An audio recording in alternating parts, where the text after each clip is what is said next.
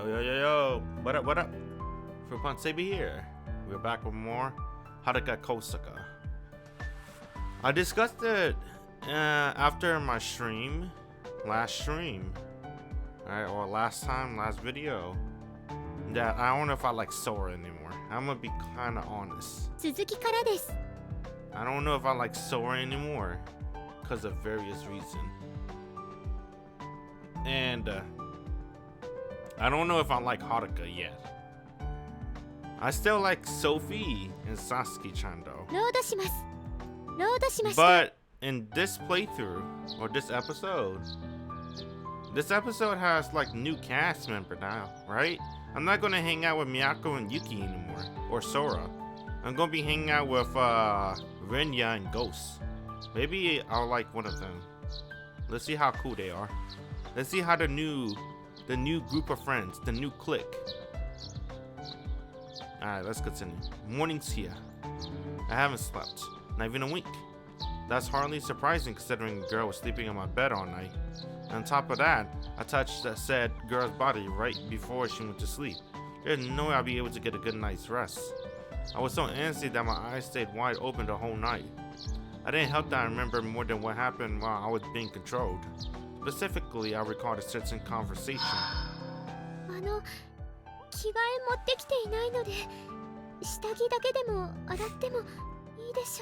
Damn, what happened to her Ushtagi? I told her to go ahead and mention that Sora always hangs her underwear up to dry in the bathroom too. After she'd taken a shower, she washed her underwear by hand. When I got to the bathroom later, I seen her bra and panties hanging up to dry, which meant that right now Senpai wasn't wearing anything underneath my shirt. It's too much stimulation for a poor virgin brain. I know I stayed in the same room as Senpai, I would have made a move on her for sure. I wouldn't have had the courage to go all the way, but I would have definitely pulled the covers back inside her boobs, maybe even copper fill. What the fuck? Which is exactly why I spent the whole night in the kitchen. Occasionally, I gone into the bathroom to stare at Senpai's underwear. I told myself dumb excuses like I was just checking to make sure it was drying properly, but I know the truth. I'm a pervert. I don't deserve to be around Kujo and the others. Hell, I don't deserve to be part of Valhalla society. Maybe I should have actually left after all. Wait, no, what am I thinking? Man, the lack of sleep is really getting into me.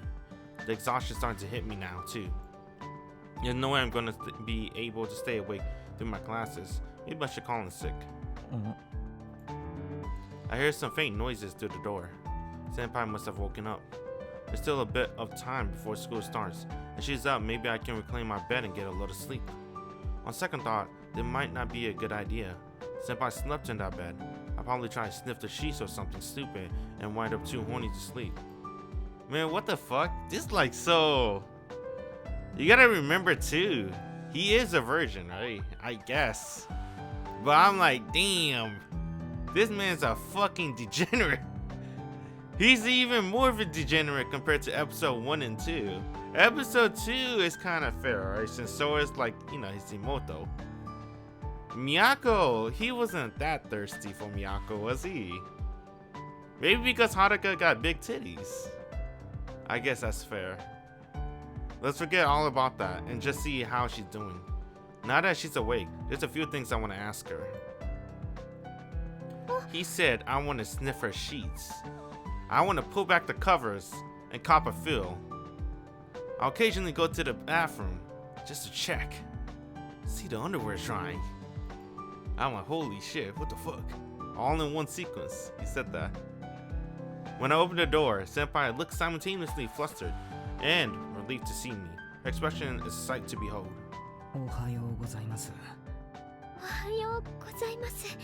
I guess I always forget. The main character is not only a virgin, but he has zero girl experience, right? Is it that he never really talked to a girl before, besides Sora and Sasuke-chan? And since she's not like friendly like Miyako, right? Miyako's like super friendly, so she can open you up pretty easily. Haruka's like, you know, shy, so you can't really talk to Haruka.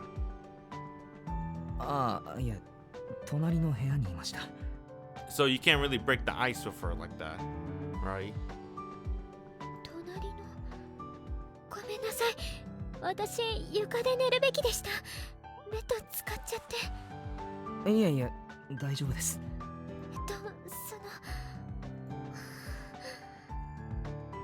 Senpai looks away, her face red. She's probably thinking back to the things she said yesterday. After a dozen or so seconds of silence, Senpai suddenly looks up at me. 涼しく、本当に寝ちゃってごめんなさい。やっぱり帰りますね。Hey, isn't it a school day? Let's walk to school together. ああ、まだ時間ありますし、一旦帰った方がいいですね。授業の準備とかもありますし。はい、ご迷惑をおかけして。いえいえ、ちょっと待ってください。もう出てると思いますけど、始発の時間調べます。始発？はい。もう朝ですよ。Senpai finally noticed the light filtering in through the curtains, and her face reddens again. 寝てたの2、3時間くらいだと。がっつり10時間は寝てますね。ごめんなさい。いやいや、ほんと気にしないでください。腹減ってないですか？いえ、あまり。Right as she's about to deny her, her stomach growls, and terror forms in the corner of Senpai's eyes. 私、こんなのばっかり。なんか持ってきます。って言ってもゼリー飲料くらいしかないですけど、10秒チャージの。Jelly nutrition. じゃあ、いいですか？いただいても。OK っす。持ってきますね。ああ、お菓子もなんかあったっけな。I return to the kitchen and start hunting through my refrigerator. I tried my best to act natural, so I hope Senpai hasn't noticed what a bundle of nerves I am. The whole time we were talking, I kept awkwardly looking away. The only thing I could think was the fact that Senpai is currently going commando. No matter how hard I tried to stay focused on the conversation at hand, my mind kept going back to that one thing. Turns out drowsy and horny makes for a terrible combination. Damn, she's naked, bro. Sighing, I pull a jelly pack and a bar of chocolate I don't remember buying out of the fridge. It's Sora's! The chocolate is probably Sora's, but who cares? Right now, we need fuel. 持ってきました。 Damn, I can hear it in my head already. Sora saying, "What the fuck? You ate my chocolate." ありがとうございます。 Sorry, Sora. I take a seat in front of the table and Senpai slides off the bed to sit across from me. The way she's moving, it's like she doesn't care what parts of her I see. Have you forgotten you're not wearing any underwear? How can you be this oblivious? ありがとうございます。いただきます。はい。どうぞ。 Senpai starts sipping on a jelly drink while I open the chocolate bar wrapper and plop a piece into my mouth. My heart beating out of my chest. If Senpai changed back into her uniform, I'll probably be able to think straight. But I can't just ask her to. That's way too awkward. Also, even though it is extremely bad for my heart, I want to keep staring. I want to get another peek. Yet the lack of sleep has completely short-circuited my brain. I think I'll call in sick after all. はい。 I do my best to reply as calmly as possible. If I'm not careful, my true thoughts will start showing on my face. 昨日は本当にごめんなさい。力がうまく使えないんですよね。そうなんです。勝手に発動しちゃって、昨日も私の妄想が。なんかその件については俺も大変申し訳なく。いえ、新見さんは私といたしましては非常に貴重な経験を。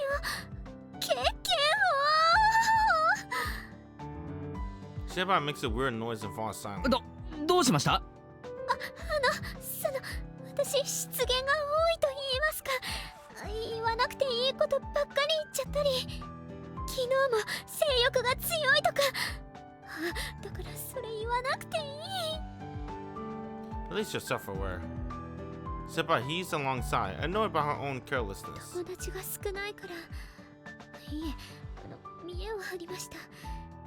友達が全くいないから、私コミュ力がものすごく低くて。会話の組み立てがうまくできないんです。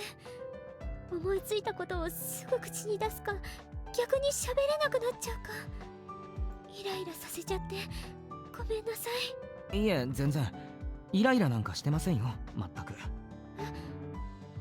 本当ですか？はい。うちの妹とかクソうざくて話すたびにイライラしますけど、 Damn. 先輩は静かなトーンで話してくれるので、まったく全然。 He doesn't mean it. Alright. Senpai fidgets awkwardly. I know that she has this habit of wringing her hands whenever she's anxious. Each time she does that, her arms press against her boobs, emphasizing her cleavage. Senpai, I know you think I'm a harmless nice guy, but you're wrong. I've been oogling your boobs this whole time. 私。はい。 I like that reaction. He was like, oh, holy shit, she's talking. I can't stare at her boobs right now. Either Senpai hasn't noticed I've been checking out her throughout our conversation, or she doesn't care, since she's not bringing attention to it anyway. 男の人苦手で、新見さんにも最初は苦手意識があって、でも優しい人って分かって、だからこそ昨日のことを、妄想を暴走させちゃったこと、本当に恥ずかしくてやらかしちゃったって、いっそ死にたくて。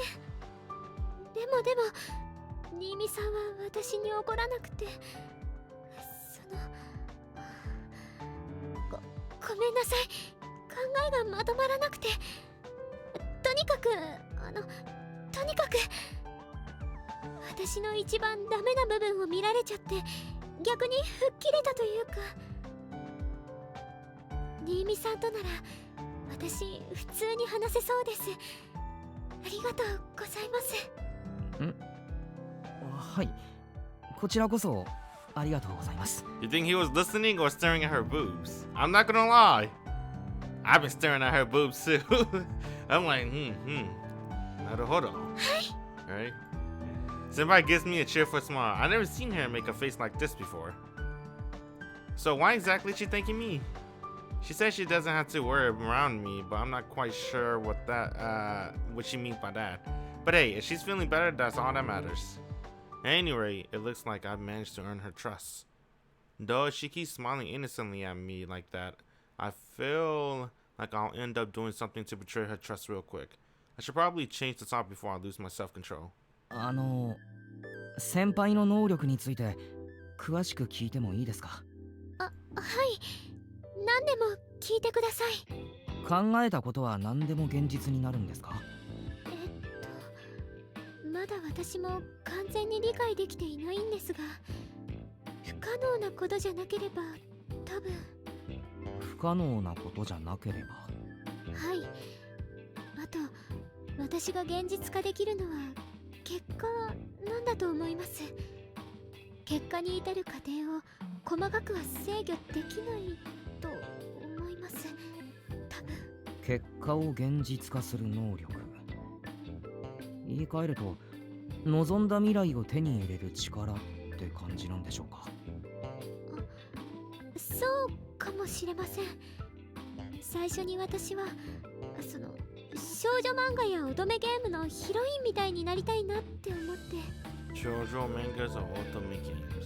その結果、たくさんの男子に言い寄られるようになったと。はい。ちょっとすみません。I saw her ass cheeks. No, I'm just kidding, I didn't. Senpai gets to her feet and starts rifling through the pockets of her uniform. こっち。You gotta remember, she's commando. She takes out a necklace. すみません、話の途中で。アーティファクトですか？はい。フェスの日だったのでよく覚えてます。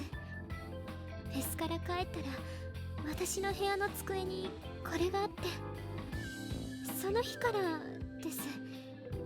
この力に振り回されちゃって。昨日も初めて男の子の部屋に来て興奮しちゃって、いろいろ妄想しちゃって、今の言わなくてよかった。 I'm not gonna lie. You know Sora admits it, right? In episode 2, Sora admits she reads some nasty doujins. Haruka, she's an otaku. She likes anime, alright? That's how she know Rinya, because of the anime forum site. And she did mention that her and Rinya do share hobbies. And by hobbies, I'm probably assuming they both just like anime. And she mentioned Ultimate Games, so she's familiar with that, at least. Alright? So, she probably read a whole bunch of nasty Ultimate games, bro. Just like me. One of us, maybe. She probably seen a lot of nasty shit too. It's okay. 大丈夫です。聞かなかったことにしま It's す。 kind of hard to keep your imagination if you see a lot of nasty stuff. すみません。それではい、そんな感じでこのアーティファクトが私のところに来てから妄想した未来が現実に。なるほど。その結果、その未来を実現するように周囲が行動すると。はい、ある意味では魅了なのかもしれません。でも私が誰かに嫌われたいって思ったらそれも現実になるので。 Oh fuck. I hope she doesn't read NTR. That would be fucked up. 精神操作。いや、運命操作って表現の方がしっくりくるな。他人の運命すらも操作して望んだ未来を実現する力。運命操作かっこいい。 She 大 likes げさ that. な言葉ですけど、名前負けしてませんよね。めちゃくちゃ強力な力だ。は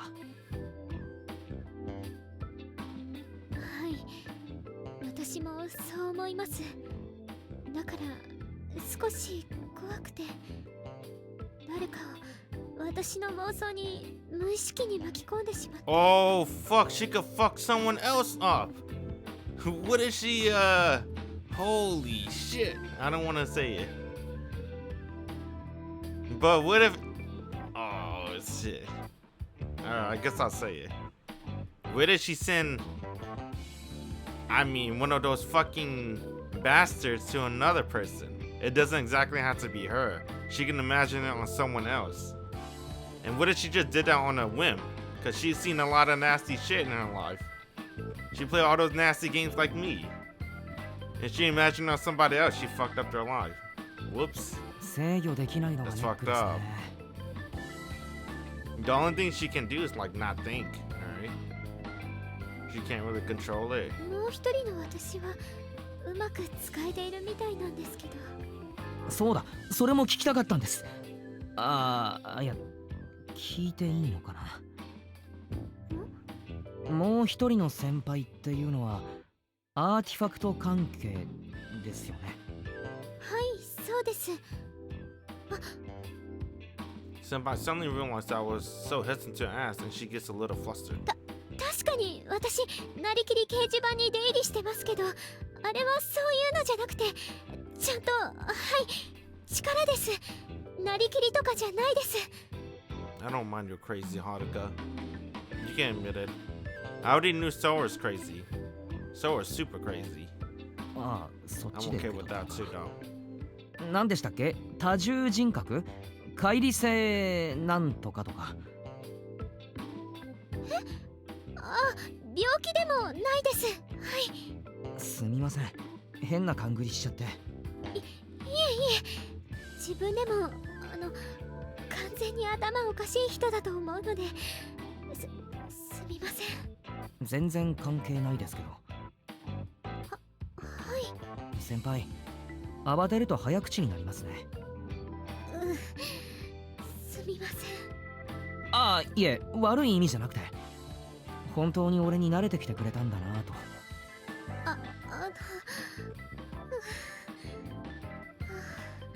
Oh, she's breathing a lot. 興奮した時も Okay. 早口になっちゃってオタクっぽくて恥ずかしいです。 I knew it. I mean, it's kind of obvious she's an otaku. I guess nothing to brag about. いやいや、全然普通ですよ。っていうかそうだ。口調も普通でいいですよ。敬語とかなしで。急には切り替えられないので、慣れてきたらお願いします。そういえば、もう一人の先輩の方も口調丁寧ですよね。実はあっちが素だったりします？違います。こっちが素です。彼女はちょっとキャラ付けを間違えたと言いますか。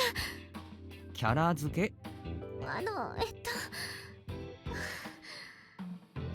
ご存知の通り、私には妄想癖があって、アガスティアの葉のなりきり掲示板にも出入りしてまして。Damn. She's in the role-playing forum. I know we made fun at the role-playing forums a couple of episodes ago. I think in episode 1. We can let her slide. We give her the pass. The Leaves of Gistia. It's a fan site of the Mobius Ring, Psycho Reincarnation anime, and Takamina's the one who runs it. It's a role-playing heavy website where all the users pretend they exist within the anime world. When we learned about it, we started investigating the forums in the hopes of finding few real artifact users on the site, which was how we initially got our lead on Kosuka Senpai. On the site, Senpai goes by the username Queen of Eden. オリキャラ、自分で作ったキャラが何人かいるんです。エデンの女王もその一人で、通学の時毎朝挨拶してくれる男の子がいるんです。その人もちょっと圧が強くて、私怖くて堂々としたいって思ったんです。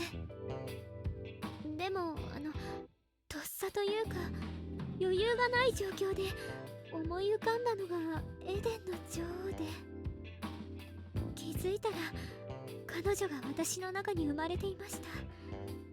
エデンの女王という妄想が現実になったんです。ああ、そういうことか。先輩の力を他人じゃなくて自分に向けて自分自身を操ってる状態ってことですよね。ああ、はい、そういうことだと思います。でも操っているというか、彼女は自立というか、私には制御できなくて。完全に一つの人格として先輩の意思に関係なく行動していると。です。はい。テンパるとつい変わっちゃうんですが、彼女は好きに力を使うので。それで朝のあの光景ですか。はい。そういうキャラなので仕方ないのですが、男の子に対してとても偉そうで、心の中でごめんなさいごめんなさいっていつも謝ってます。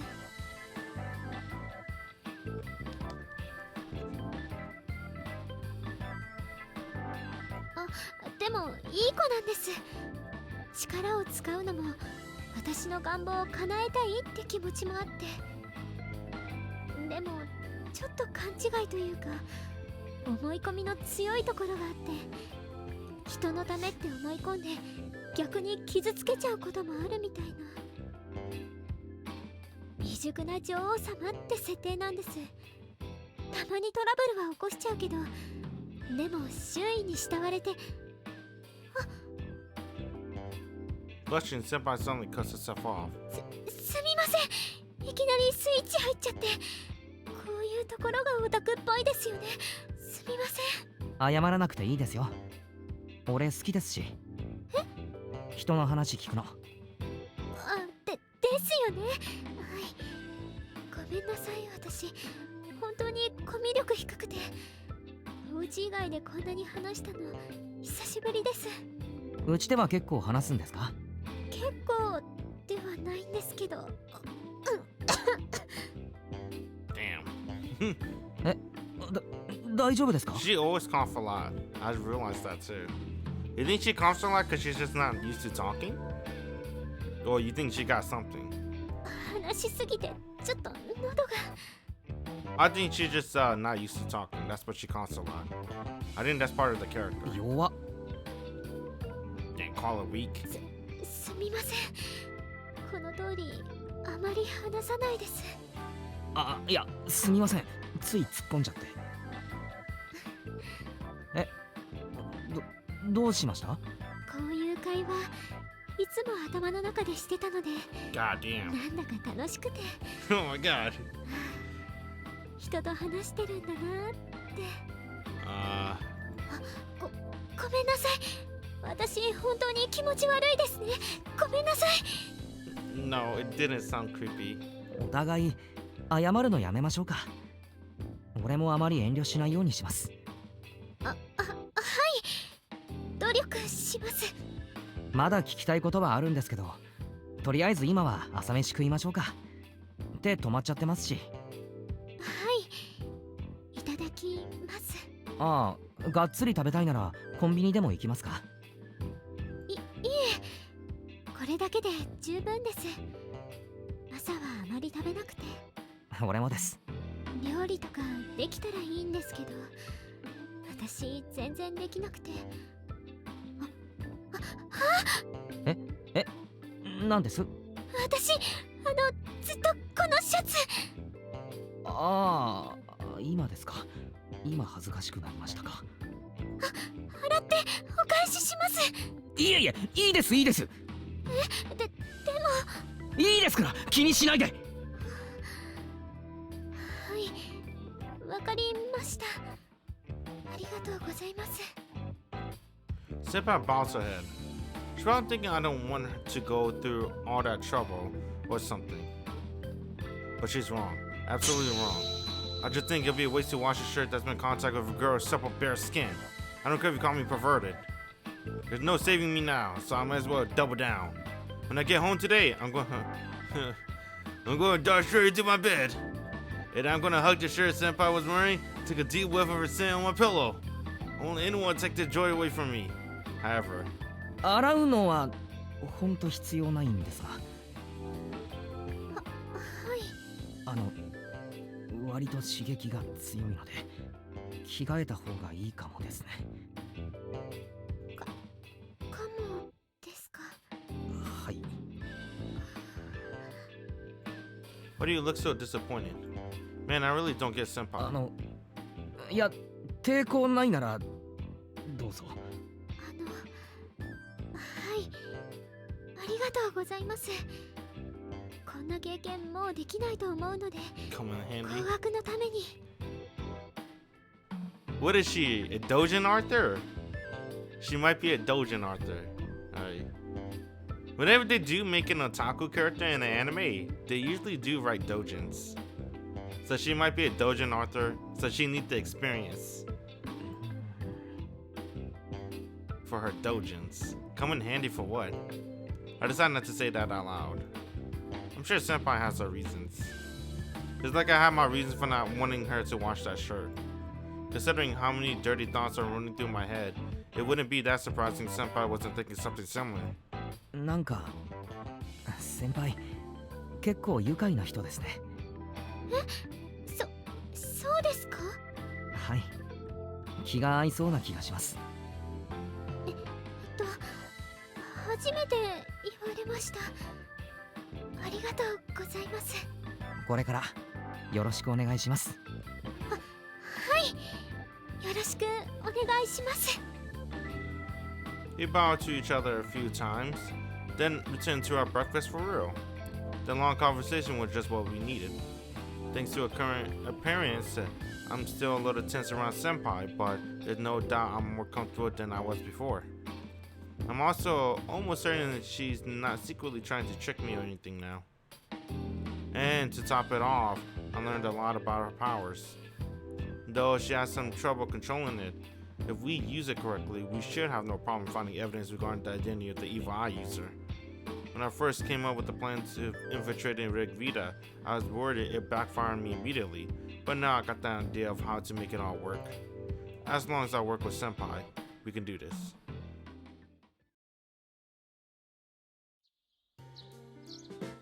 This is her OST, Breezing By. Sometime before school starts, the two of us leave my apartment. I'm later in leaving than usual because of my sleepiness made me sluggish in getting ready. But in the end, I decided to go to school after all. すみません、急ぎましょうか。あの、忘れ物しました？いえ、その、Do you wanna hold hands? 手とかつないだ方がいいでしょうか？つなぐ手を？はい、ゴーストさんや高峰くんがどこで見ているかわからないので。ああ。I also forgot we were pretending to be a couple, even though that's why Senpai ended up staying over in the first place. Holding hands, huh? Holy shit. じゃあつなぎますか。はい。Senpai holds out her hand and I grab it. She gives me a weird look. つなぐんですよね。こっちのつなぎ方の方が。Yeah. Damn, I bet he probably did this, right? She wanted to do this. She shakes my hand off of an interlace and then interlace her fingers with mine. Oh, this is how lovers hold hands. Oh, God, this is embarrassing. じゃあ行きますか。はい。The two of us awkwardly set off, our fingers firmly locked. Senpai unexpectedly assertive when it comes to things like this. Or maybe she just wants to make sure our couple act is airtight. That might be it. She probably just worried our cover will be blown, and I'll be put in danger if she doesn't play her part perfectly. But despite knowing that, I'm having a hard time not getting my hopes up. My goal is to find concrete evidence that proving that Ghost is the evil eye user, and capture her before there's any more victims. And they stay focused, or someone else might end up petrified.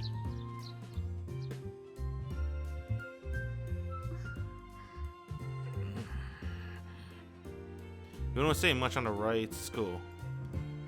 I know I need to stay focused on my goal and avoid distractions, but can't help but be hyper aware of everyone's eyes on us.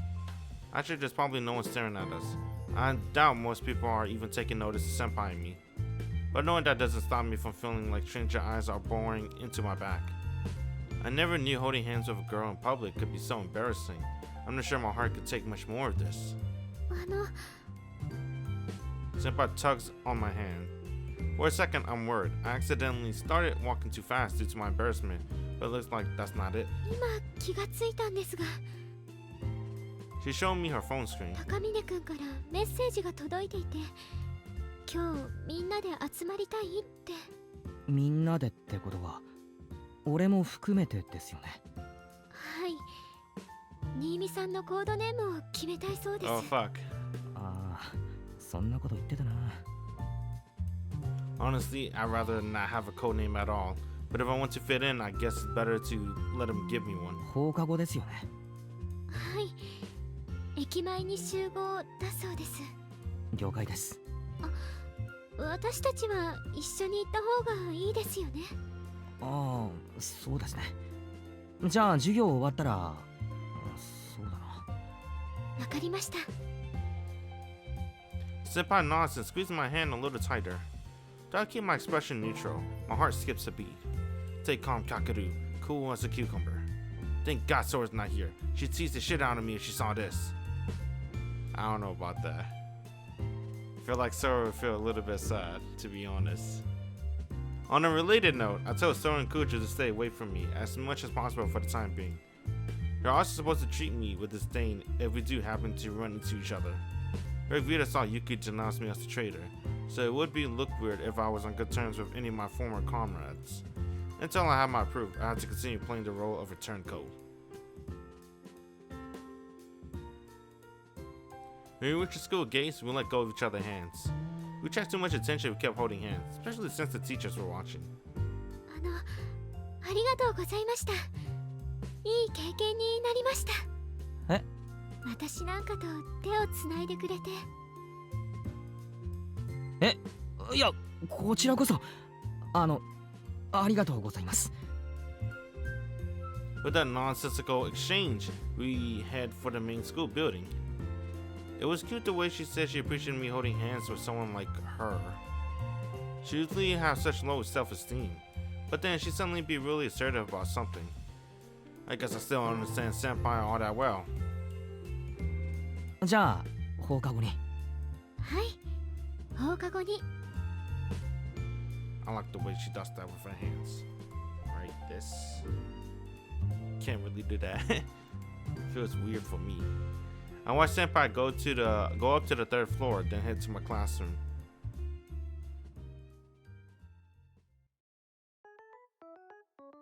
The man walked inside and spot Kujo. 新見くん、おはよ Damn, it hurts. Alright, I see how it is. I know we told her to do that, but it still hurts. She stopped midway through her greeting and turns her back to me. It's like she remembers she can't be seen acting friendly towards me. Even though I can't see her face, I can tell from her body language that she feels bad about ignoring me, so that's so like her. I suppressed the smile threatening to creep over my face and walk to my seat. As I sit down, I notice someone staring at me and look up. Uji's watching me from the classroom entrance. Normally, he cheerfully greets everyone while going to his seat, but today he makes a beeline straight for me without saying a word to anyone else. ちょっとかけるさん。なんだよ。見ましたよ。僕見ちゃいましたよ。あなたが女子と手をつないで歩いてるところ。ああ。Of all people who could have seen this, why it has to be the class blabbermouth? Uchi loves gossiping about people's relationship, so he's the last person I wanted knowing about me and senpai. 何なの彼女？まあそういうことになるんかな。何その答え方、ムカつく。何かだよ、普通に答えただけだろ。もうこれだよ。彼女できた途端これだよ。別に出してねえだろ。なんだよ、うざい絡み方すんなよ。嫌だね。まだ聞きたいことがあるんですよ、君には。なんだよ。見てましたよ。さっきの九条さんとのやりとりも。ああ。君、もっとうまくやりなさいよ。あ？何を？同時進行してたんでしょ？ Hell yeah. は？で、手つないでたことうまくいったから九条さんを捨てたんでしょ。 Hell yeah. はあ？最低だね、かける。I pay $19.99 for it. いやねえから、そんな事実ねえから。でも変だったじゃん、九条さんの態度。そりゃまああれだよ、喧嘩だよ喧嘩。かけるがひどいことしたんでしょ。だからしてねえって。見損なったよ、かけるのこと。いやだからちげえって。ちゃんと僕に相談しなさいよ。そうしたらバレずに2人とうまくやる方法伝授してあげたのに。いらねえよそんな方法。気をつけなよ、刺されないように。お前人の話聞かねえな。全く聞いてねえな。事実かどうかはどうでもいいんだよ。あれ見たらみんながそう考えるってこと。みんなってお前だけだろ。そうかな。 Uchi looks over his shoulder and I follow his gaze. Kujo friends are all glaring at me. Kujo herself seems to be at a loss of how to handle the situation. ね。マジかよ。 Damn. 俺二股かけてたと思われてんのか。Fucking made enemy with the entire class. That sucks. まあ僕が騒いだせいだと思うけど。だよな、お前のせいだよな。大丈夫。ちゃんと誤解は解いておくから。本当だな。うん。ねおい返事をしろ。無言で笑うのやめろ。え、みんな聞いておいおいち、おい。 Uchi ignores me and goes to join Kujo's circle of friends. He's still spreading a bunch of bullshit, isn't he? He wants to tank my reputation among my classmates. I never thought my plan to infiltrate Rick Vita would bite me in the ass like this. Kujo turns back to me, expression conflicted. Looks like the rumors are taking root already. Then again, if the whole school starts talking about how I broke Kujo's heart, it'll probably make my betrayal more credible. There's a silver lining to this, but at this rate, I may become the school school pariah before I manage to catch the evil eye user.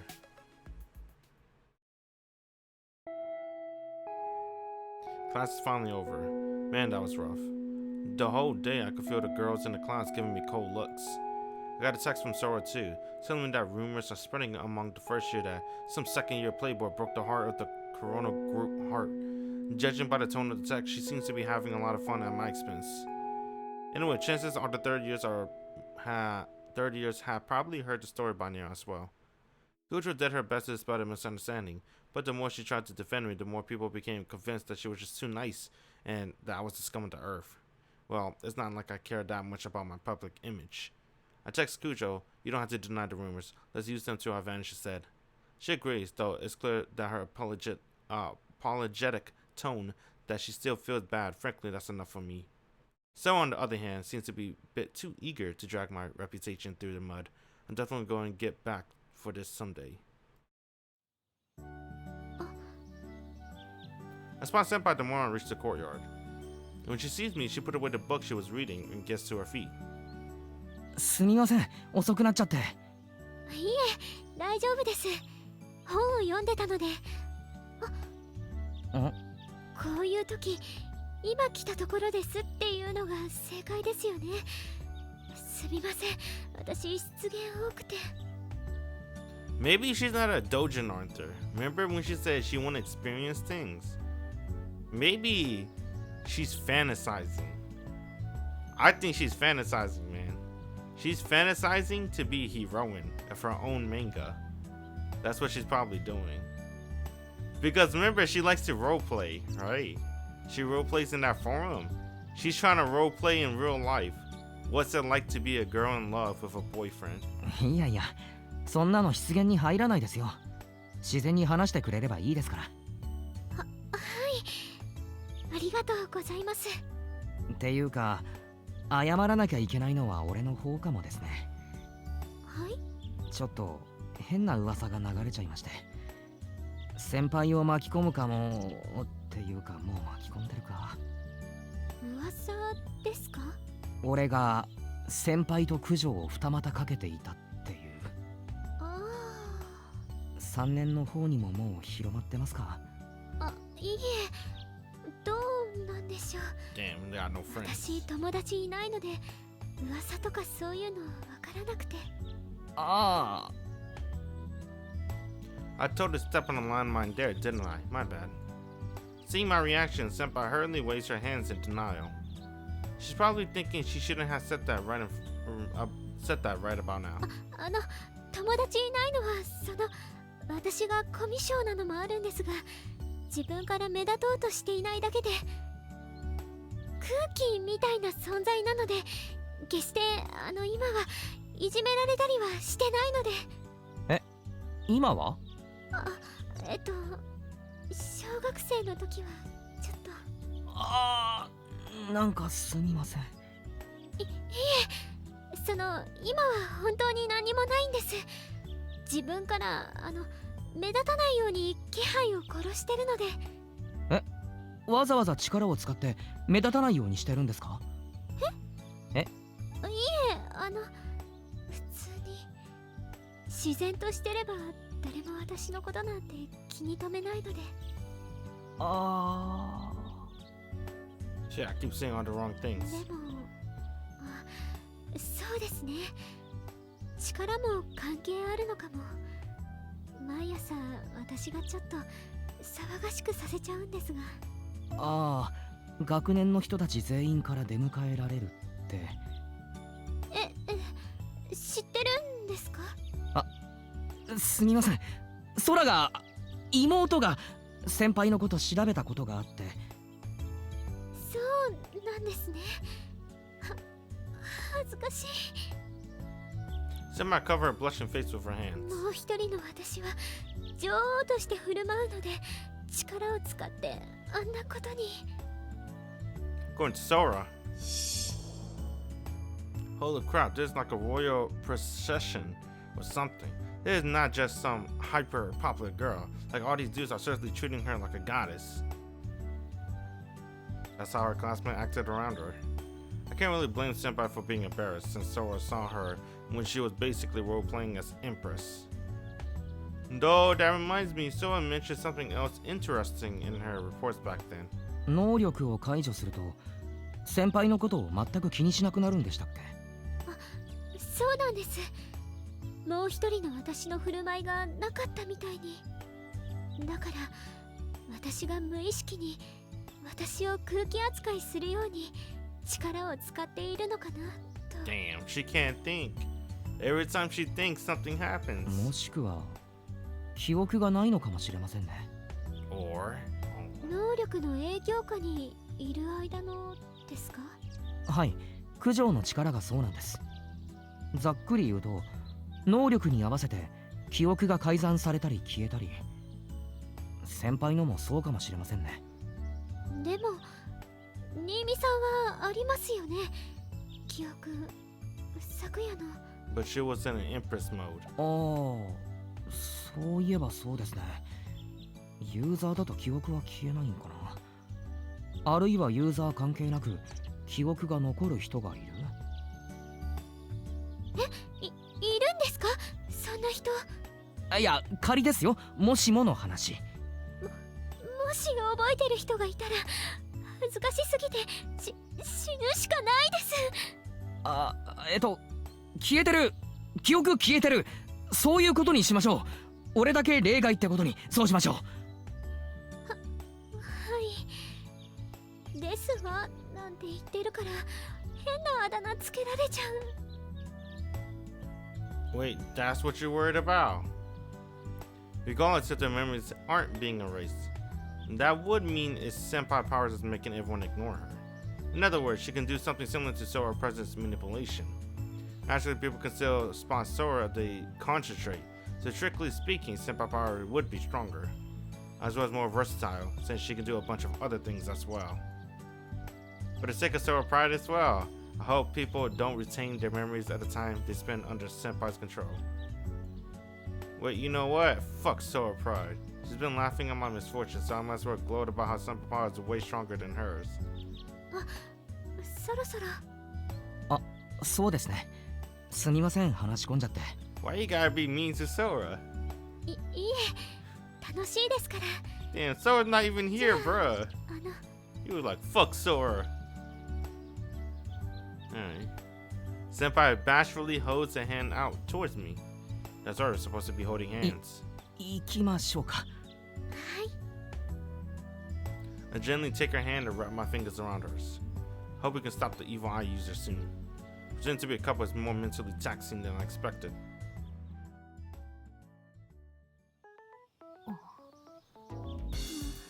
They saw. Damn. 仲良く手をつないで歩いていきましたが、あれ必要なんですかね。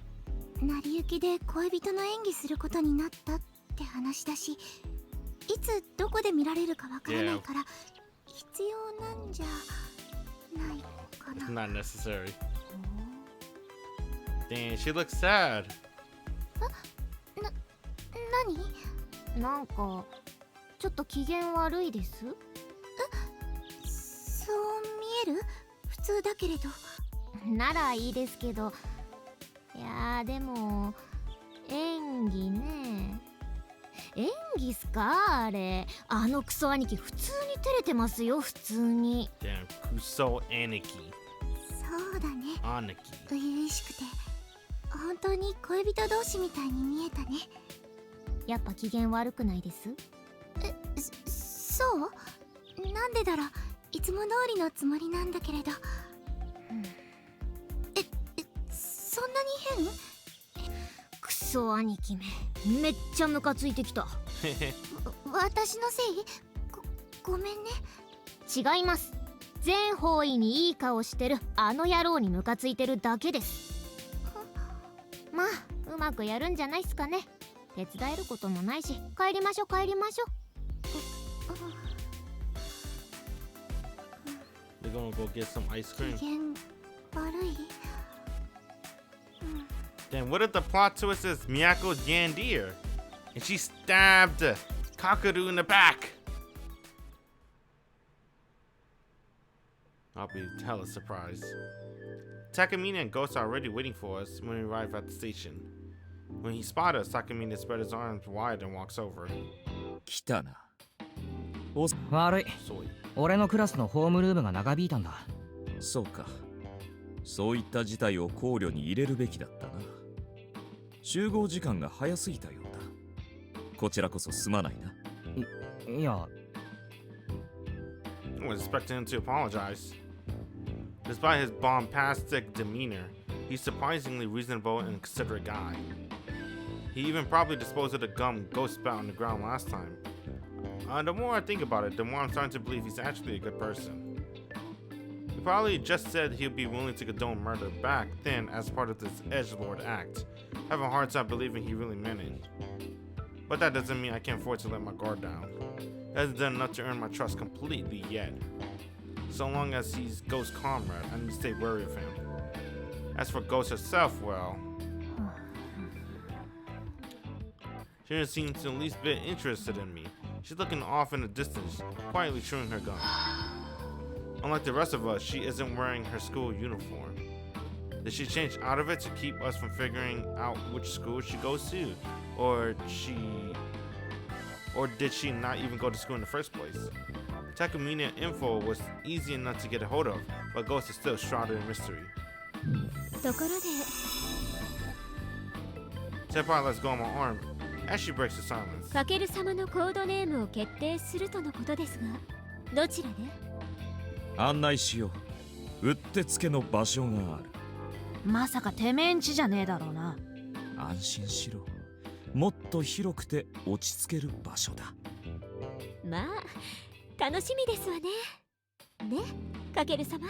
Now, I want to know what his room looks like. He likes anime. Probably have a lot of figurines and stuff. あ、はいです。では、ついてきたまえ。Takamine turns on his heel and walks away. Sighing, Ghost follows after him. 行きましょう、かける様。はい。差し出がましいようですが、十分にご注意を。かける様の目、仲間に向けるものではありませんでしたわ。あ、すみません。気をつけます。Smiling, Senpai grabs hold of my arm で again. は、はい。 You follow after Takamine and Ghost. The way I looked at them, huh?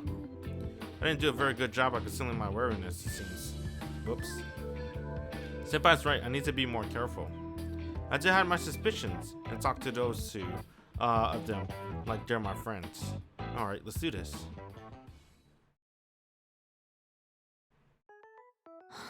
どこに行くのかと思えば。なんだ？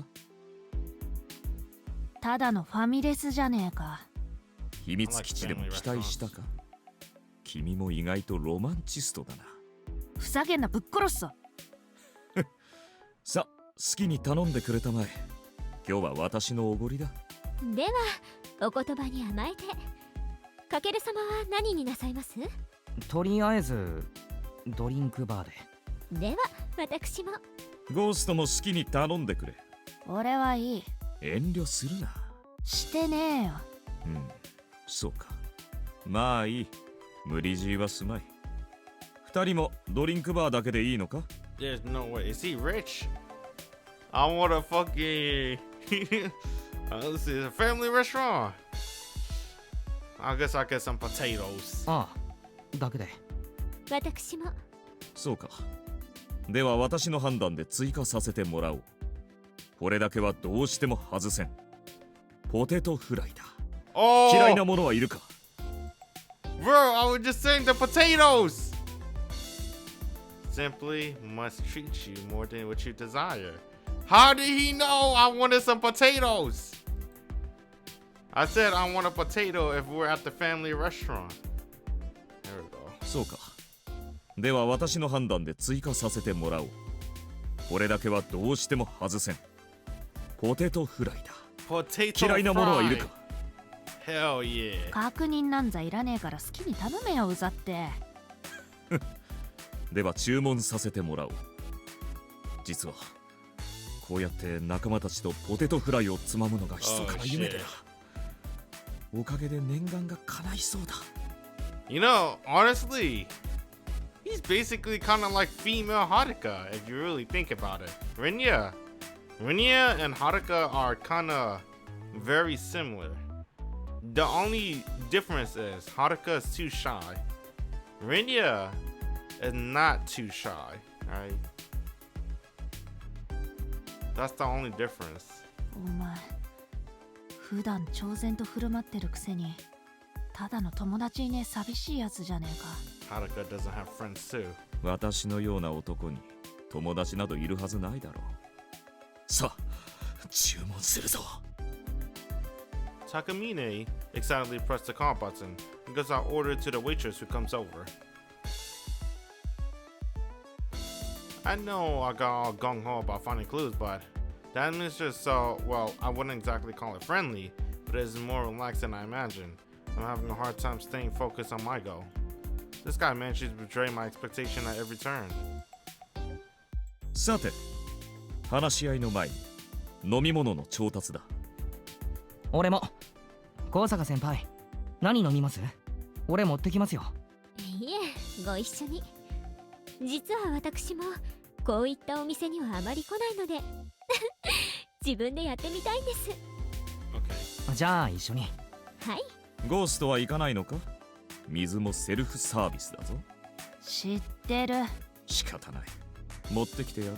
聞いてなかったのか。俺は何もいらねえ。水すらもか？何度も言わせんじゃねえよ。わかった。もう問うまい。Really goes behind and heads to the soda fountain. It's kind of weird that she doesn't even want water. Does she want to avoid using public restrooms or something? Or is she one of those clean freaks who only eat and drink stuff she's absolutely certain she isn't contaminated with germs? I have no idea. In fact, I knew particularly nothing about ghosts. I fill up my glass and return to my seat with Senpai. Takamine returned a few seconds later. さ Man, て look at that drink, ポ bro. テト Shit フライは great. まだ来ていないが早速。 Potato fries! おいおいおいおい。 Ghost's expression stiffened when she sees the glass in Takamine hand. As it happens, I got a cup of soda. While Senpai chose herbal tea, Takamine though. I knew it was weird. He got some weird multicolored liquid I can't even begin to describe. Maybe he mixed drinks. That's pretty... I do that sometimes too. It's not very uncommon. Right, you mix drinks sometimes. Like, what if you want like a Sprite? And, I don't know. なんだ？ Something else. お前こそなんだよ。何持ってきたんだよお前。混ぜたんだ。は5種類ほど混ぜたんだ。Aye, he got the secret Discord tech. Discord tech's on 5 different drinks. 嘘だろ。ガキかよ。一度やってみたくてな。 What? 安心しろ。まずくてもしっかり飲み干す。 Damn, this is his first time doing it. Uh-oh. なんで俺はこんなことつるねんの。 Ghost frowns to herself. To be quite honest, I'm wondering that too. Hozuka Senpai met Takamine via that role-playing website. It was only afterwards she learned that they were classmates. The ghosts also meet him on the leads of Agista forums. She doesn't strike me as the type to roleplay. In fact, she looks like the kind of person who actively ridicule people who are into it. How on earth did she end up meeting Takamine? And what convinced the two of them to start up Rig Vita together? It seemed like polar opposites of each other, so why did they team up? I'm dying to know, but I should probably keep my curiosity in check for now. If I start asking too many questions, they might get suspicious of me. 来たぞ。 Potato fries. The waitress places Takamine long-awaited potato fries on the table. His eyes sparkle as he downs down at the amount of crispy golden brown deliciousness. Damn, my man goes in raw. I guess this guy sure gets excited easily, huh? さあさあ食べてくれ。みんなでつまもう。じゃあいただきます。私もいただきますわ。ゴーストも遠慮はするな。何度も言わせんなっつったろ。過度なダイエットは体調不良につながるぞ。Mixes a bunch of drinks together. It seemed like he is. He said that. I don't know if he's talking about, you know, real life or his anime character. But Takamine, red-haired guy, he said that that's his first time doing that. He always wanted to try to do it. So he's gonna drink it all regardless of how it tastes. ちげえよ死ね。体調不良といえばだ。Well, he didn't specifically say it's his first time. He said that he always wanted to experience it. Takamine picks up a potato fry and turns to me. 調子が悪そうだな。ああ、少し寝不足なんだ。 Coke and orange soda. I was talking about that secret Discord tech. I remember mixing Sprite with something. I don't know what I mixed Sprite with. 宿題でもやり残したか？そうじゃ、いや、まあそんなところ。私が寝かせなかったもので。Oh god! I'm shook! I was trying to think of some excuse to avoid mentioning that Senpai stayed over, but she just flat out admitted it. Not only that, her choice of words was intentionally misleading. 何？もうそこまで進んでいるのか？ええ。ね、かける様。夜通し愛し合っていましたの。あ、いえ。Forget implying things. She's basically saying we kiss. I don't want to deny it, but we're pretending to be but we're pretending. I want to deny it, but we're pretending to be lovey-dovey couple. If we don't play along here, my cover might get blown. ああ、おかげさまで。うん。I can feel my voice cracking. Still a virgin, so pretend to be otherwise feels kind of sad anyway. Damn, my chest hurts right now. そうか。Damn, bro. You felt betrayed. Brother's an arm. No more. Takamine folded his arms, expression serious. If he had pressed me for details, my lack of knowledge would have sunk me immediately. Unfortunately, he seems to have bought our story. Ghost also seemed wholly uninterested in our love life, as she's staring absently out the window. 一つ聞かせてくれないか？ How does it feel? ああ。夜通しというのは具体的に何回いたしたんだ？はTakamine question comes so far out of left field that my eyes go wide. Thankfully, at this point, Ghost sighs and interjects. てめえふざけんな。その話を掘り下げるんじゃねえよ。ふざけてなどいない。真剣だ。なぜダメなんだ？ What the fuck? 聞きたかねえんだよ。んな話興味ねえっつうの。私はある。思春期の男だからな。興味を持つのは仕方ないだろう。アホくさ。Alright. しかしデリカシーに欠ける質問であったことは認めよう。聞かなかったことにしてくれ。別に答えることもやぶさかではありませんが。いや、先輩。そうですわね。はしたないですわね。変人しかいねえのか。うんざりだぜったく。そう言うがな、ゴースト。んだよ。君もいつもひねくれた態度をとっているが、随分と付き合いがいいじゃないか。あ？実は楽しみにしているんじゃないのか？僕らと会うの。僕？おっとすまない。素が出てしまった。普段は僕かよ。随分と可愛らしいな、おい。相手や状況によって使い分ける。当たり前だろ。全然動じねえなこいつ。つまらねうろたえるのがお望みならばそうしてやろう。うるせえ、とっとと本題に入れ。俺はさっさと帰りたいんだ。本題ならばすでに入っている。あ？ Smiling arrogantly, Takamine slathered a fry with ketchup and pops it into his mouth. After chewing thoroughly, he swallows slow and sips from that hellish concoction.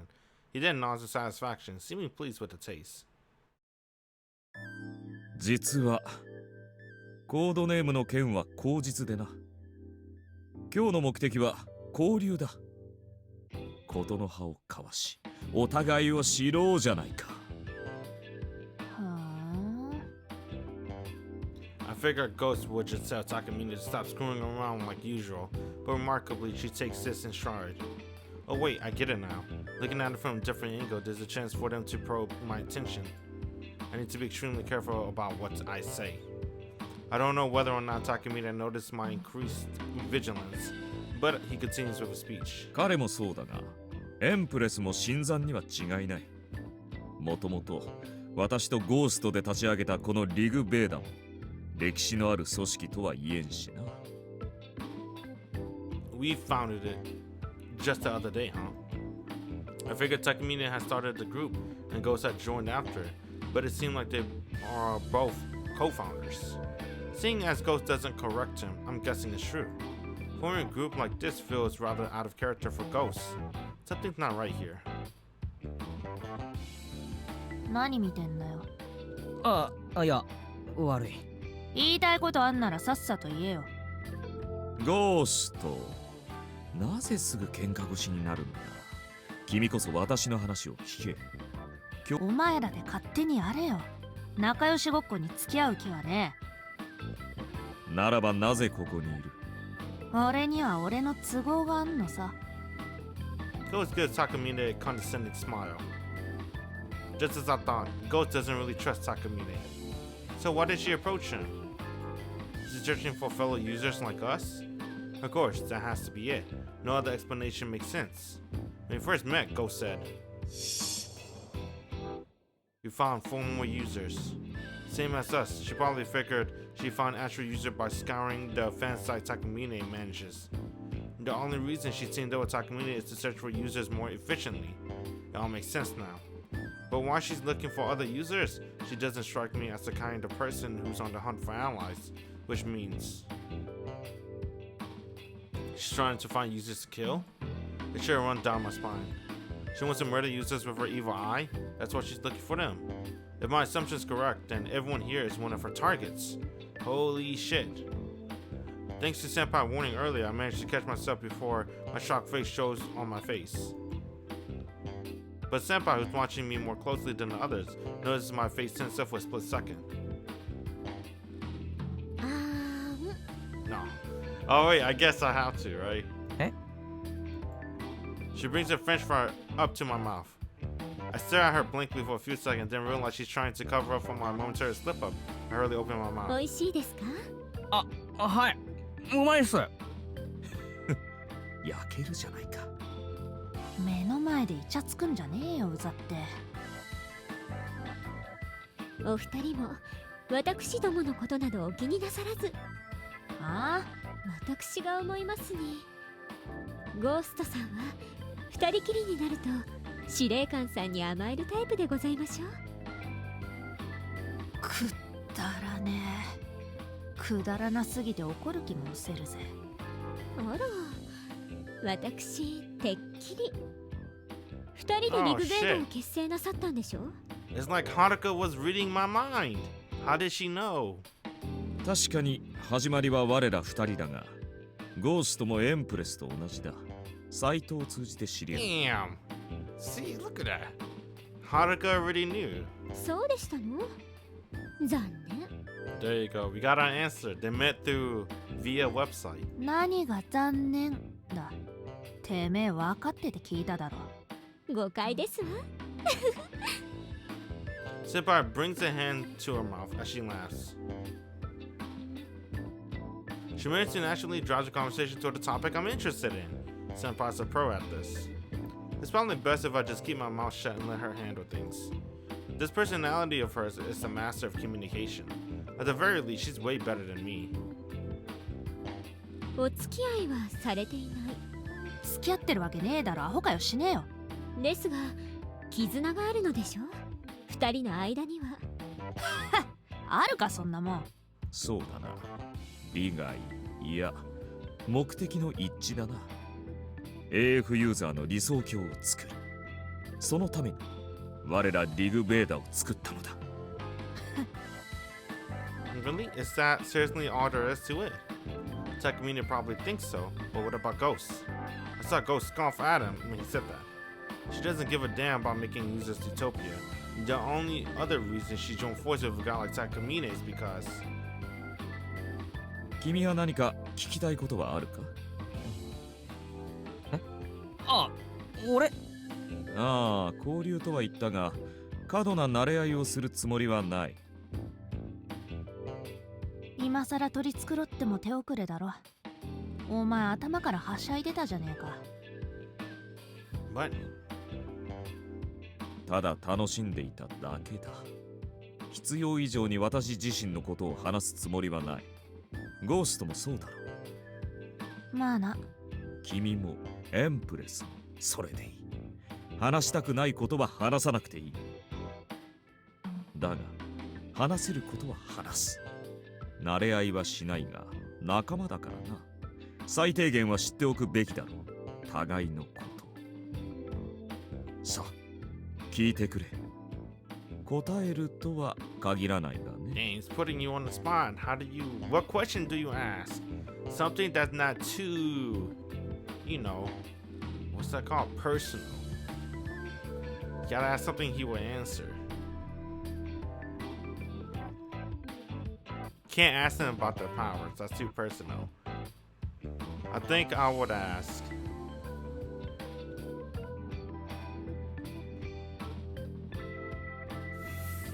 Let's see. What school did Ghost goes to? I guess that's too personal too, right? She's not gonna answer that. Well. Alright, fuck it, I don't know. って急に言われてもな。 Damn. Haruka, save me. There's a bunch of stuff I want to ask. But I'm not confident I can phrase my question in a way that won't arouse suspicion like Senpai does. Now then, how should I go about this? Annoyed by my silence, Ghost sweeps her bangs back and clicks her tongue. That gesture of her makes me realize something. In fact, I probably realized it long ago. But I kept getting distracted by other things, so I never really gave it much thought. Excuse me. Ghost's face looks extremely familiar.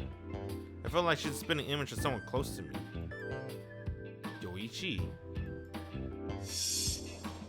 Does she really look like Yoichi?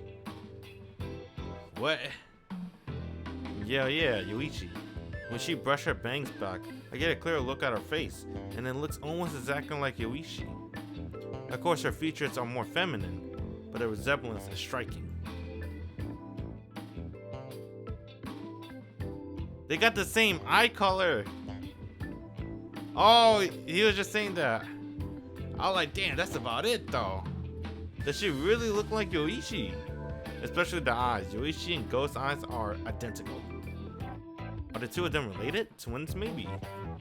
Does Ghost usually hide her face behind her bangs because she doesn't want people to notice the resemblance?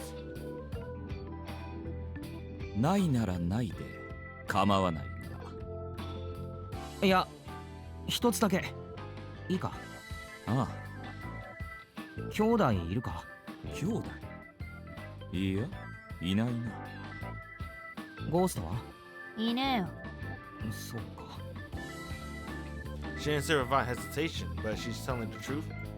If so, then her resemblance to Yoichi is. なぜそんなことを聞く？あ、俺の妹覚えているよな。ああ、彼女か。あの件がトラウマってのは言い過ぎか。かなり怯えてるんだ。Oh, playing a new song. それで？仲間になりたいって言ったもう一つの理由を素直に話す。妹のことだ。もう俺が裏切ったことは知られちまったから大して役に立たないかもしれないが、必要な情報は何でも渡す。だからもう妹を怖い目に遭わせないでくれ。頼む。I placed my hands on the table and bowed my head. Of course, what I said is all bullshit.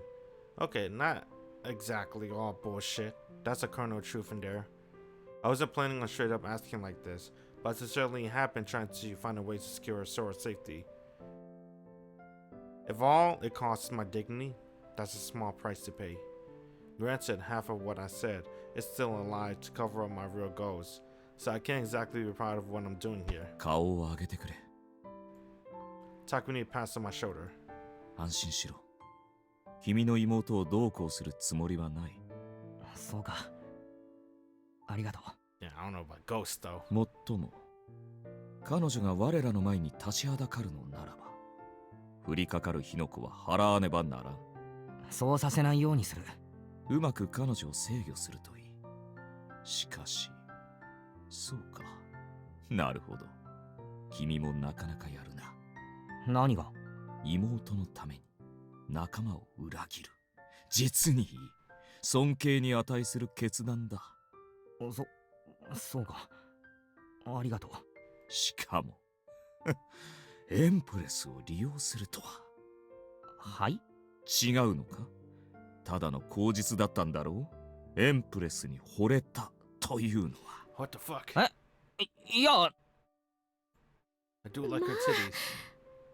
かける様、あの時おっしゃってくださった言葉は、ベッドでささやいてくださったあの愛の言葉は嘘だったんですの？Ah,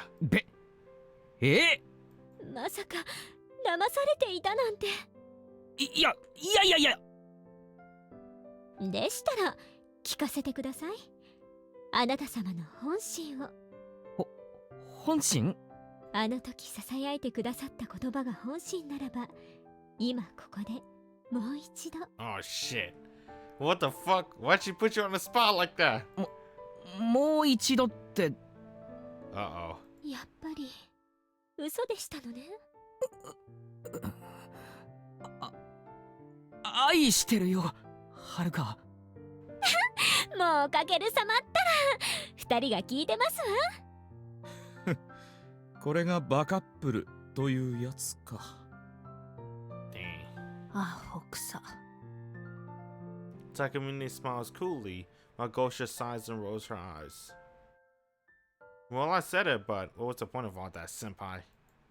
It doesn't really feel like you were trying to back me up there. Did you just want to tease me? 茶番だぜ、たく。 I know, right? What the fuck? Senpai just put him on the spot like that for no reason. そうか？私には彼の本心が見えたが。ま、惚れた腫れたのくだらねえ理由よりはよほど信じられるわな。これで彼も正真正銘の仲間だな。知らねえよ、勝手にしろっつったろ。そうだったな。では正式に仲間に迎え入れる証としてコードネームを与えよう。そうでした。一緒に考えるのでしたわね。いや、もう思いついた。ベトレイヤー。 Betrayer. Damn. ベトレイヤー。 That kind of sucks. I guess he is a traitor. 配信者、いえ、ストレートに裏切り者でしょうか。 Damn. その通り。己が信念のために仲間を裏切った彼にふさわしい名だ。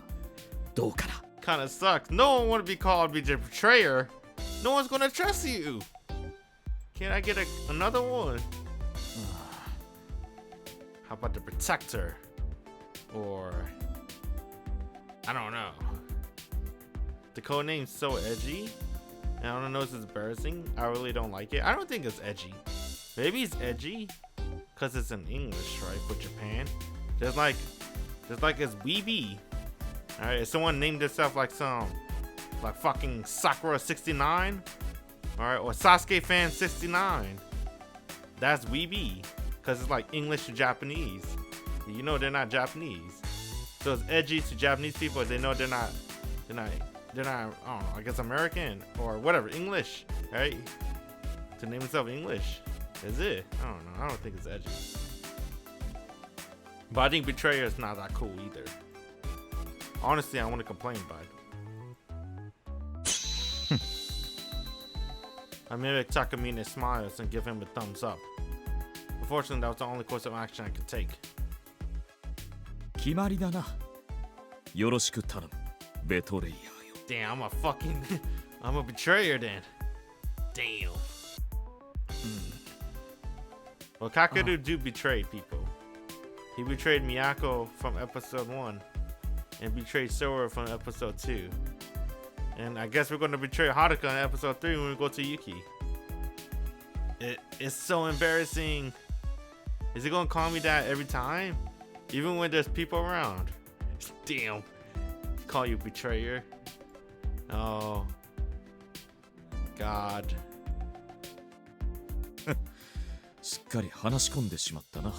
ポテトが冷めてしまった。 Damn, cold potatoes. I ain't eating that. お前ポテトのことしか考えてねえのかよ。悪いか？開き直りやがった。ファミリーレストランで仲間とポテトをつつく。その悲願は達成できた。悲願。随分と大げさですわね。だがまだ終わりではない。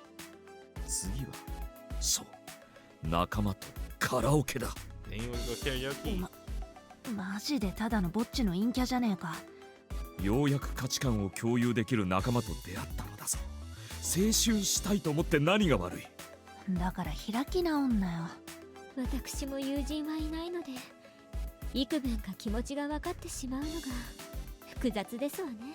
そうか、分かってくれるか。ベトレイヤーはどうだ。Ah. あ、俺か。まあ俺も友達は少ないけど。くしくもリグベーダーはぼっちの集まりだった Yeah, と bro, い this うことだな。 is kind of sad. I guess it's true though. We don't got much friends either. 俺を一緒にすんな。何いるのか、ゴーストには友人が。 There's no way Ghost got friends. She's too much of an ass. いねえよ。 See? そうだろうとも。もしいたらがっかりしていたぞ、君のキャラ的にな。 I know, I was just saying that. Her personality. マジで何なんだこいつ。 She's う too, ざって。 she's too much of a jerk to have friends. 新たな仲間を迎えたのだ。親睦を深めようではないか。さあさあ食べてくれ。唐揚げも頼もう。 Oh shit, he's gonna buy us fried chicken. はい、かける様。ああ来るんじゃなかったぜ。Takamina enthusiastically pours over the menu while Senpai continues feeding me. Ghost just heaves a sigh as she watches us. Thanks to Takamine, unusually easygoing attitude towards everyone, our meeting as members of Dig Vita was sorely lacking in tension. Then we just ate fried chicken and french fries. In the end, we part ways after leaving the restaurant. Ghost vanishes without even saying farewell, while Takamine walks off in the direction of the train station. It'd be awkward to run into him again on the platform right after saying goodbye, so Senpai and I wait for a bit before heading for the station. 新見さん、気づいてましたか？ Senpai asked me while we take a leisurely stroll. なんでしょう。ゴーストさんのことです。新見さんが頭を下げたとき、妹さんを危ない目に遭わせないでって言ったとき、ああ、高峰くんは確かにうなずきました。ちゃんとうなずいてくれていました。でもゴーストのやつ鼻で笑ってましたね。はい、ゴーストさんは新見さんのお願いを聞く気なんてないように見えました。ごめんなさい、不安にさせちゃって。あ、いえ、俺も思ってましたから。昨日結城が神社に来た時、あいつ喜んでましたよね。ユーザー同士のバトルだって。ゴーストさんの目的はユーザーと戦うこと？戦うだけならいいんですが。The ghost really is the evil eye user. Anyone she goes after won't survive the encounter. She already killed before, so I can't imagine she hesitates to kill again. あまり悠長なことしている場合じゃなさそうですね。はい、ゴーストさん、内面にとても深い闇があるように感じます。 As she says that, Senpai comes to a stop. We reach the station entrance. Guess that's all for today. After I see Senpai off, I'll organize my thoughts. 2日間もありがとうございました。気をつけて帰ってください。はい、新見さんも今日はゆっくりと休んでください。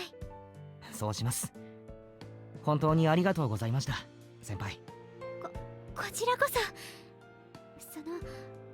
これからもよろしくお願いします。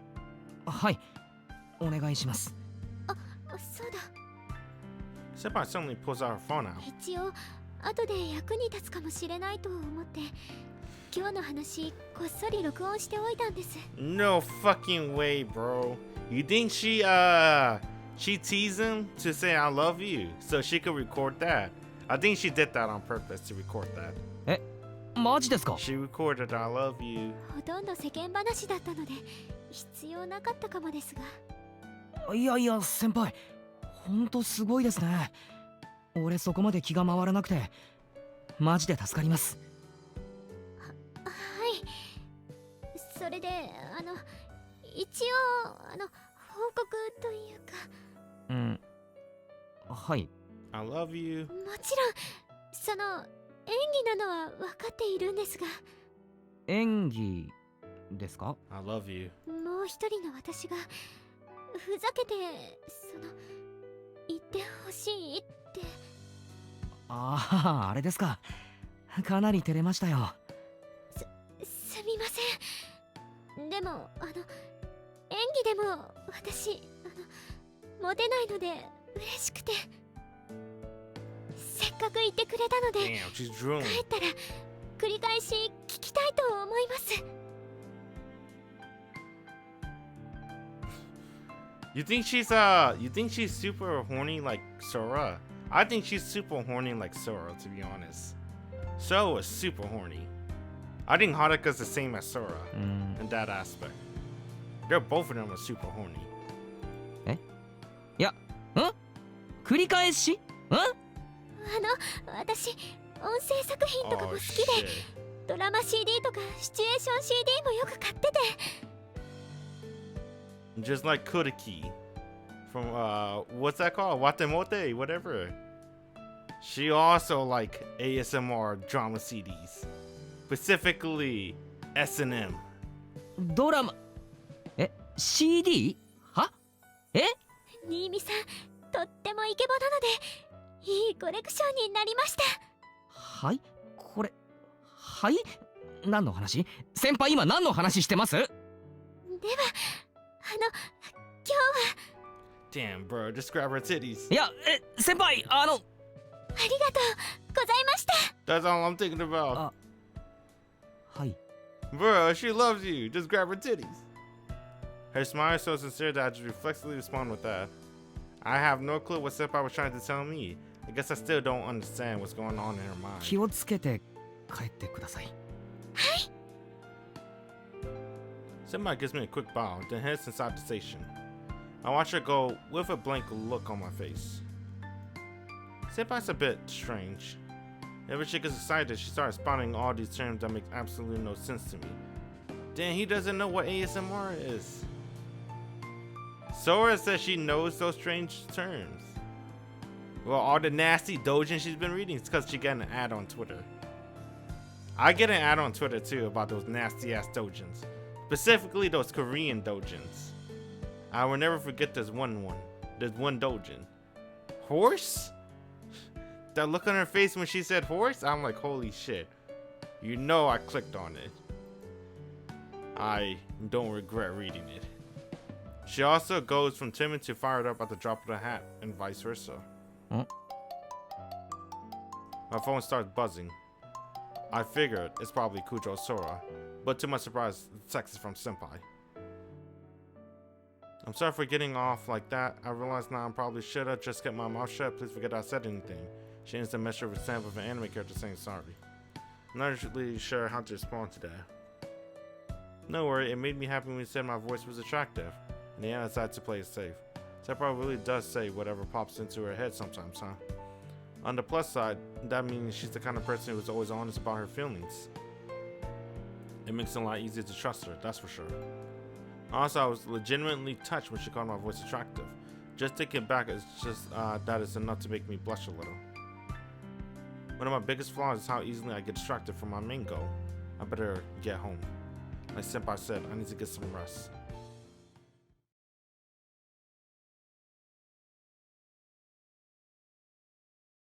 Oh.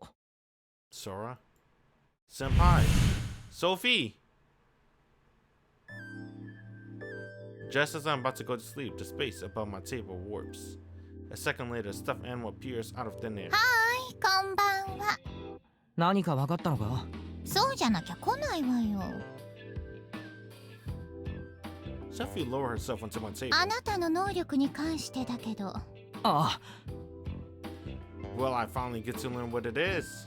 My summon dispels my drowsiness in an instant. 教えてくれ。がっつかないの。順を追って話すわ。あなたの行動には不可解な点が多い。そう話したわよね。Okay, let's see. Let's see if she can support my theory of deja vu. ああなたの行動、事象に影響を与えすぎるのよ。あ、事象に影響？そう。あなたの小さな選択が体制に影響を与え、枝分かれを発生させている。枝分かれっていうのはパラレルワールドのことだよな。その通り。あなた、空がはるかに連絡しようとした時止めたわよね。ああ、俺がするって。別の枝では空にそのまま任せているのよ。空に？その結果枝分かれした？ええ、リグベーダだったかしら。彼らの懐に飛び込むなんて展開にはなっていないわね。あなたの行動によって全く別の枝が発生したの。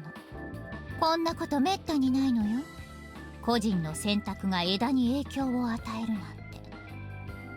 それが俺の力ってことか？パラレルワールドを作り出す？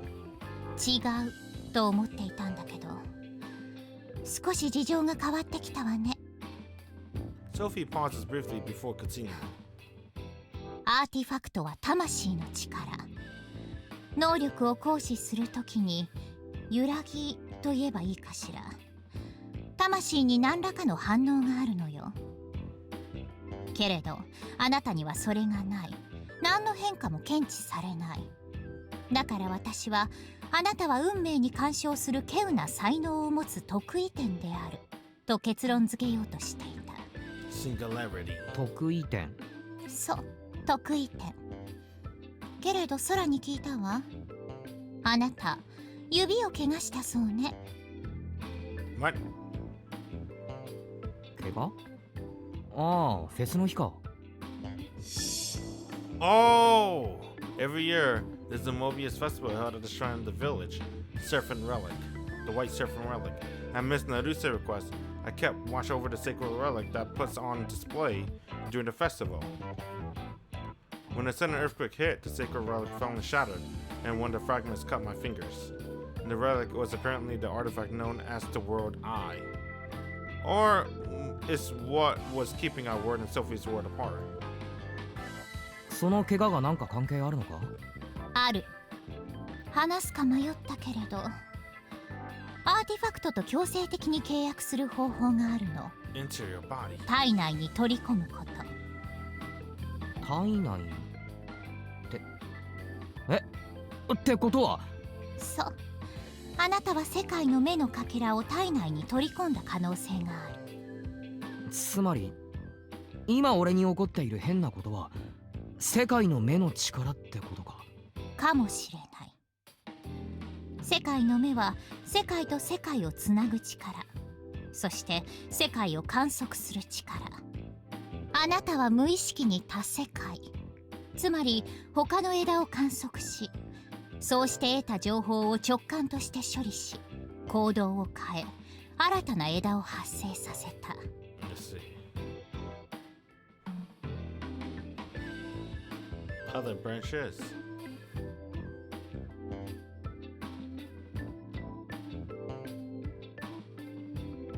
世界の目の一部しか取り込んでいないから、他の枝の情報を直感としてしか処理できない。魂の揺らぎを検知できないのも常に揺らいでいたから。ずっと能力を発動していたから非発動時との比較ができなかった。あなたは私と同じ観測者。ただし不完全で無自覚な観測者。I'm an unconscious, incomplete observer, because I only possess a fraction of an artifact. No wonder my power is manifested in a way that's completely different from everyone else. So I guess that means I know Ghost is the evil eye user because I unconsciously absorbed that information from another branch. That's the power of the world's eye. A lot of things are starting to fall in place now. However, でも I expect there's more to Sophie's explanation. その推測には致命的な矛盾があるのよ。矛盾？世界の目は現在から過去を見る力。おまけに自分が経験したことしか見ることはできない。でもあなたはそれ以上のことをしている。それ以上って。あなたのことずっと監視していた。あなたの行動はほぼ全て記録してある。すべて？ Even when you touch her titties, Haruka titties. はるかに操られているところも、はるかが眠っている間に鼻の穴広げて下着を凝視しているところも記録してあるわ。You know, maybe Sora and Kakeru really are siblings. Sora will take pictures of Kakeru when he's sleeping, and then Kakeru stares at Haruka Ushtagi when she's sleeping. Damn. Siblings. They really are siblings. Please show mercy and delete those records. Paying no mind to my reaction, Sophie continues to talk. その記録を確認してみたのだけど、おかしいのよ。どこが？世界の目で観測するためにはゴーストって子が魔眼のユーザーであるとどこかの枝であなたが確信する必要がある。けれどどの枝のあなたもそんな確信を得ていない。他の枝を観測したとしても現時点ではゴーストが魔眼のユーザーであるという情報を得られるはずがない。つまりあなたは未来を見ている。あるいは未来から一部の記憶を維持したまま過去へと遡っているということになる。けれど世界の目にそんな力はない。よってあなたは世界の目のユーザーではないということになるわね。I fold my arms and fall silent. I guess that's technically true, right? At this timeline, he doesn't know yet. He knows in the future. We're just in this April and May, right? It's still April. Christmas on Thoria. Dang, I gotta take a look after though. I'm looking into the future, potentially looking back into the past. Have I really been using such an overpowered ability unconsciously? I have all in Thorias. I think. I have the Yukata one and the fire one. I don't think... there might be a swimsuit. I don't have that one. I have the dark one too, actually. No, that's the Yukata one, isn't it? I don't remember. Regardless, it still doesn't bring me any closer to figuring out what my artifact actually is. She looks pretty good, skill-wise. 俺のアーティファクトは何なんだ？ This time, it's Sophie who falls silent. Judging by expression, it's not that she doesn't know, but she's not sure whether or not she wants to tell me. At least that's what it looks like to me. 口頭無形な話ではあるんだけど、 Sophie hesitantly prefaces her next words with that. 一つだけあるのよ。そんな力を持つアーティファクトが。ただおとぎ話に出てくるだけ。実際に存在するかどうかは確認されていない。私も半信半疑。 Of course, she's not gonna tell you. 過去を、今を、そして未来を、運命を司るアーティファクト。 Oh shit. 手にしたものはあらゆる世界を滑る王のアーティファクト。その名もオーバーロード。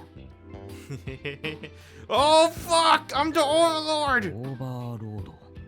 もうそんなアーティファクトを俺が？もしあなたがオーバーロードのユーザーなら歴史的な大事件ね。可能性は低いでしょうけど、Really? 否定もできない。 They call it overlord. 使いこなしなさい。そうすればあなたは王になる。話がでかすぎる。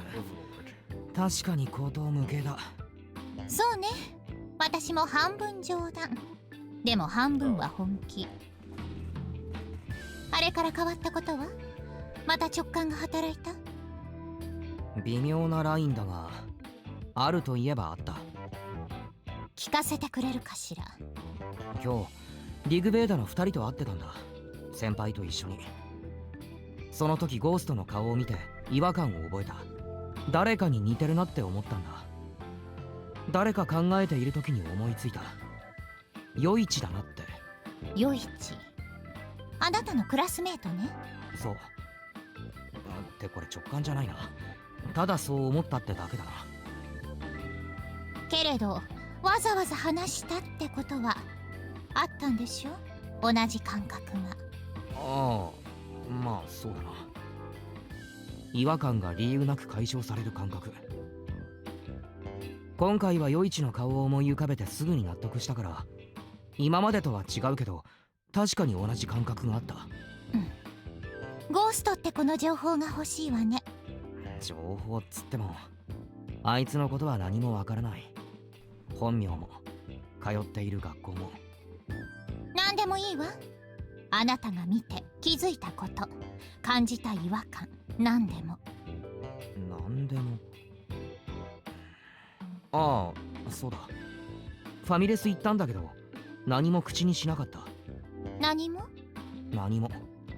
水も食べ物も勧めてもいらねって絶対口にしなかった。顔が似ているのよね、余一ってこと。ああ、そっくり。うり二つ。双子かと思ったんだが兄弟はいないって言ってたんだよな。減体かもしれないわね。え？ゴーストは余一の減体。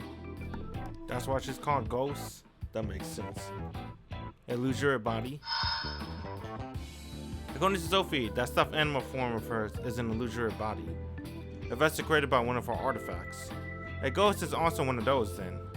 Yoichi's an 余一 isekai のユーザーってことか。そうなるわね。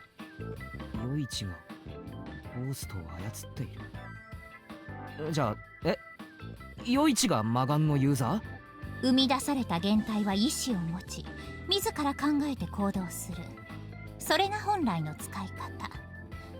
私のように直接操作するのはイレギュラーな使い方なのよ。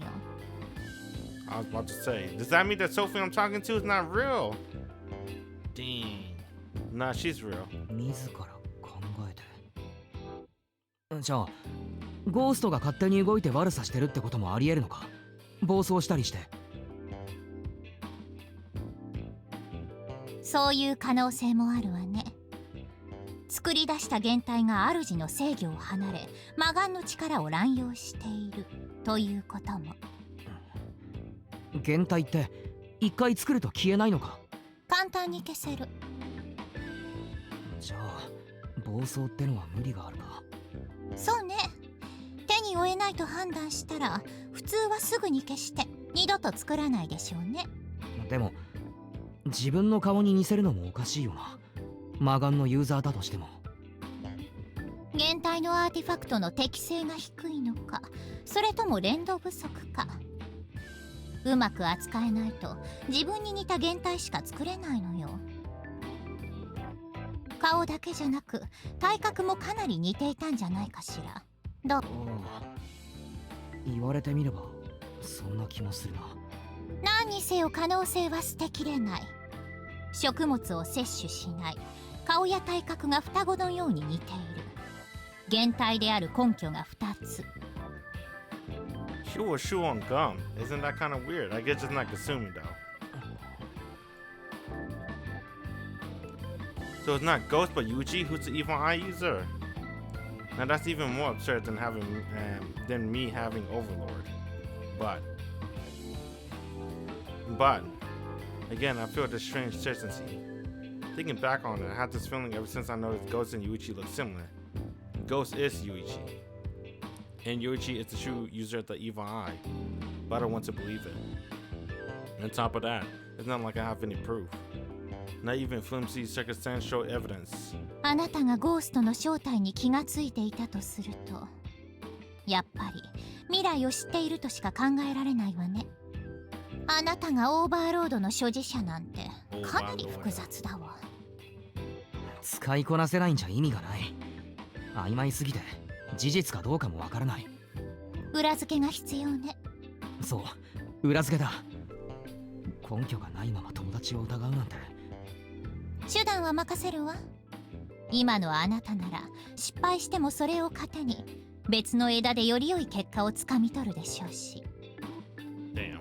失敗を前提に動きたくはないが。